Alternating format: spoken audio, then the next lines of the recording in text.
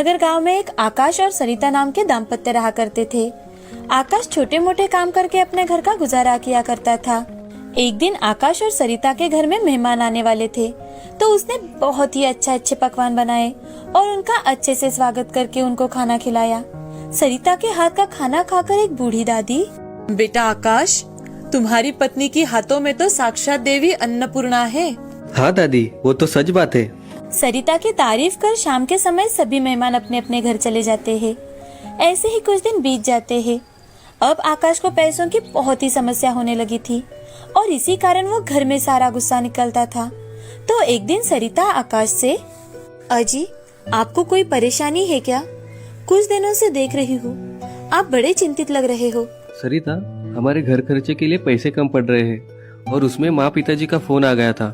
उन्हें भी पैसे चाहिए। अब तुम ही बताओ, मैं इतने सारे पैसे कहाँ से लाऊं? क्यों ना हम कोई ढाबा किराए पर ले, उससे हमें थोड़ा सहारा भी मिल जाएगा। मेरे पास थोड़े पैसे हैं, वो हमें काम आ जाएंगे। ठीक है। 2-3 दिनों तक ढूंढने के बाद आकाश को एक बंद पड़ा हुआ ढाबा दिखाई देता है, जिसे वो किराए पर ले लेता है। अब आकाश और सरिता दोनों मिलकर उस ढाबे की साफ सफाई करते हैं और अगले ही दिन से ढाबे पर खाना बनाना शुरू कर देते हैं। सरिता ने आज बहुत ही स्वादिष्ट खाना बनाया था। उस खाने की खुशबू सुन ग्राहक उसके ढाबे पर आने लगे। अब 3 आदमी ढाबे पर आते हैं और वो आकाश से, अरे भाई, चिकन तंदूरी है क्या? हाँ, है ना भैया, 1 प्लेट लाऊं आपके लिए? हाँ, और भाई मेरे लिए एक पनीर कीमा लाना और मेरे लिए एक मटन बिरयानी लाना। ठीक है, 10 मिनट में लेकर आता हूँ। आकाश ऑर्डर लेकर किचन में चला जाता है और सरिता को ऑर्डर बताता है। सरिता झट से तीनों की प्लेट तैयार करती है।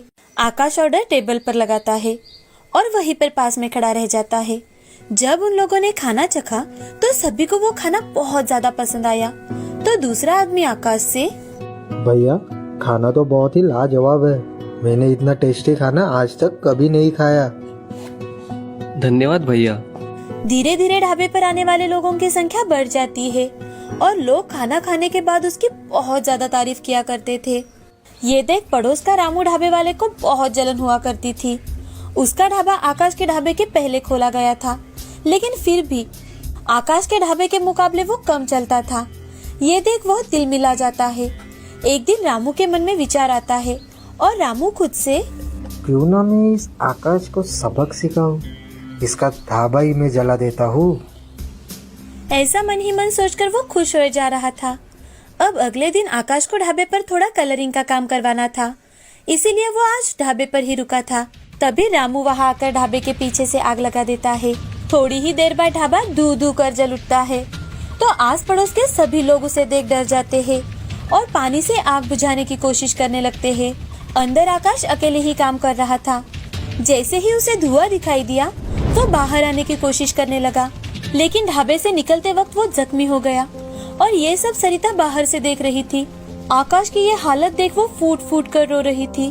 अब सरिता ने इकट्ठे किए हुए सारे के सारे पैसे आकाश के इलाज में ही खत्म हो गए और यहाँ रामू को लगने लगा कि अब आकाश और सरिता के दिमाग से ढाबे का भूत चला गया है और अब वो दोनों कभी ढाबा शुरू नहीं करेंगे। लेकिन यहाँ पर आकाश की तबीयत में कुछ सुधार आने लगा था। तो एक दिन सरिता आकाश से, अजी, मैं सोच रही हूँ कि मैं ढाबे पर फिर से काम शुरू कर दूँ। थोड़ी बहुत हमें मदद हो जाएगी। आपको तो घर के हालात पता है ना। मुझे अभी तक अच्छा नहीं लग रहा और तुम अकेले ये सब कैसे संभालोगी? मैं कोशिश तो कर सकती हूँ। हमारा सारा ढाबा जल जाने के कारण हमारे पास ना बर्तन है और ना ही चूल्हा, और जो कुछ भी पैसे थे वो सारे के सारे अस्पताल में चले गए। अब कुछ ना कुछ तो काम करना ही होगा ना। ठीक है, तुम्हें जो ठीक लगे। जब तक मैं ठीक ना हो जाऊं, तब तक मैं तुम्हारी कोई मदद नहीं कर सकता। आप बिल्कुल चिंता मत कीजिए, मैं कुछ ना कुछ कर लूंगी। आप सिर्फ जल्दी ठीक हो जाइए। सरिता, हमारे पास एक पुराने मिट्टी का चूल्हा है ना, तुम चाहो तो अभी के लिए उस पर खाना बना सकती हो। वो बूढ़ी माँ ने बड़े प्यार से हमें दिया था। अरे हाँ, मैं तो भूल ही गई थी। वहाँ पर चूल्हा और कुछ मिट्टी के बर्तन भी है। मैं अभी उन्हें निकालती हूँ और उसी में खाना पकाऊंगी। ठीक है। उसी दिन सरिता घर से थोड़ा बहुत राशन लेकर ढाबे पर चली जाती है और आज वो ढाबे पर थोड़ा सा ही खाना बनाती है। आज खाना मिट्टी के चूल्हे पर बना था, तो उसकी खुशबू कुछ और ही थी। तो वहीं से एक आदमी गुजर रहा था जो सरिता के ढाबे पर रुककर, अरे बहन, आपके यहाँ खाने में क्या है?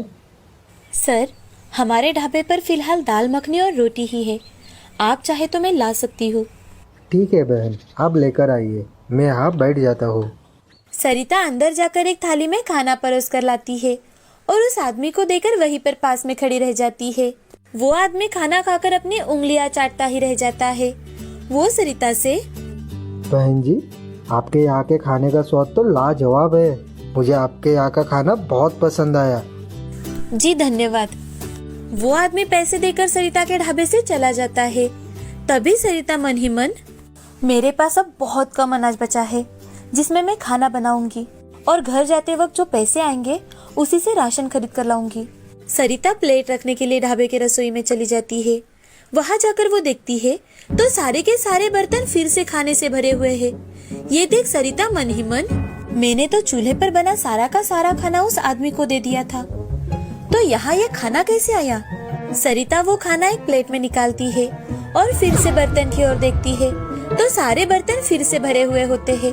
ये देख सरिता बोलती है, कहीं ये मिट्टी का चूल्हा और मिट्टी के बर्तन जादुई तो नहीं, जिसमें खाना निकालो तो फिर से उतना ही खाना बन जाता है। सरिता अब ये बात खुशी खुशी आकाश को बताती है।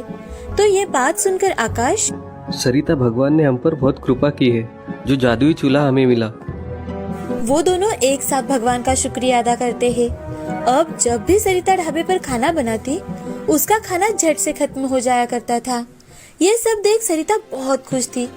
अब वो फिर से कड़ी मेहनत करने लगी। यहाँ आकाश की तबीयत भी अच्छी हो गई थी, तो वो सरिता को ढाबा चलाने में मदद करने लगा। ये देख पड़ोसी ढाबे वाला रामू बहुत जल उठा।